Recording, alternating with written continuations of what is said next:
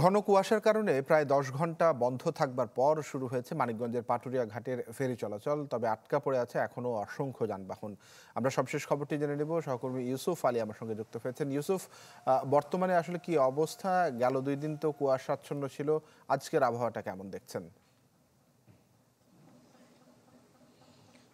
তানভীর, আসলে এই যে শীতকালে প্রতি শীতে এই যে ঘন কুয়াশার কারণে মানিকগঞ্জে যে পাটুরিয়া, দৌলতদিয়া এবং আরিচা কাজিরহাটে যে নৌরুট রয়েছে, সেই নৌরুটে কিন্তু রাতের বেলা মানে প্রায় প্রতি রাতেই ফ্রিজে যে চলাচল সেটি কিন্তু বন্ধ থাকে। গত রাত 11টা থেকে মানিকগঞ্জের এই আরিচা কাজিরহাট যে নৌরুট সেটি কিন্তু ফ্রিজ 11:30 থেকে পাটুরিয়া দৌলতদিয়া নৌরুট সেটিও কিন্তু বন্ধ হয়ে যায়। এবং এই সময়ে আরিচা কাদিরহাট নৌরুটে মাঝ নদীতে কিন্তু 2টি ফেরি আটকে থাকে।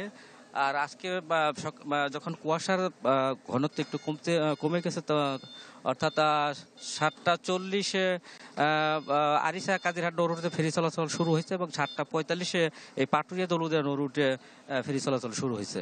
তবে এই যে প্রায় 9 ঘন্টা, এই 9 ঘন্টা ফেরি চলাচল বন্ধ থাকার কারণে এই নৌরুটে যে যাত্রী রয়েছে, জানেন এই নৌরুট যে দেশের দক্ষিণ পশ্চিমাঞ্চলে 21 জেলার মানুষ কিন্তু যাতায়াত করে, তাদের কিন্তু বেশ ভোগান্তি পোহাতে হয়েছে। এবং এই ঘাট এলাকায় আসার পরে যখন ফেরি বন্ধ হয়ে যায়, এখানে কিন্তু আশ্রয় নেওয়ার বা তেমন কোনো যাত্রীদের যানবাহন যে চালক রয়েছে তাদের কিন্তু সেরকম কোনো ব্যবস্থা নেই। এই কনকনে তীব্র শীতের মধ্যে কিন্তু এই ঘাট এলাকায় তাদেরকে থাকতে হচ্ছে। এবং এই মুহূর্তে এই 2টি নৌরুটের চার প্রান্তে কিন্তু প্রায় 400-র মতো যানবাহন আটকে রয়েছে। তবে যাত্রীবাহী বাসের তুলনায় পণ্যবাহী ট্রাকের সংখ্যাটা বেশি।